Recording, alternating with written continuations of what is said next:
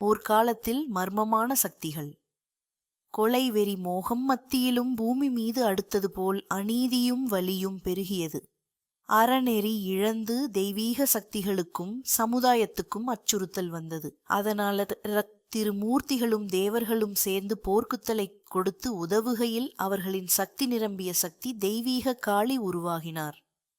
இணையத்தில் விழும் இரவுகளிலே கண்டுகொள்ள முடியாத தீவிரமான சக்தியால் காளி தோன்றி அவள் குரல் பூமியைக் கடந்து விண்மீன்களுக்குள் வரையிலான இடத்திலே ஒலித்தது. அவள் உடல் கரும்புள்ளி நிறம், அசோகமான கண்கள், நீளம் கொண்ட செங்கோல், அருகில் ஏங்கியுள்ள நரகாசுரர்களின் கலங்காரமெட்டும் நடையைக் கொண்டே அவள் கிளர்ந்தெழுந்தார்.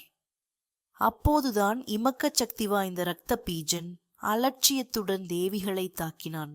ஆனால் சக்தியின் சக்தி அவள் ஒரே ஒரு வீசத்திலே அந்த இரத்த பீஜாவை உடைத்தாள்.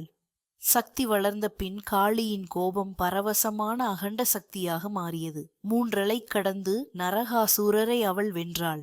மகாகாளி வெற்றி பெற்றதும் பூமி மீண்டும் அமைதியை அடைந்தது. அவளின் அருளை பெற்று இந்த உலகம் புனிதமான ஒளியில் மீண்டும் மலர்ந்தது.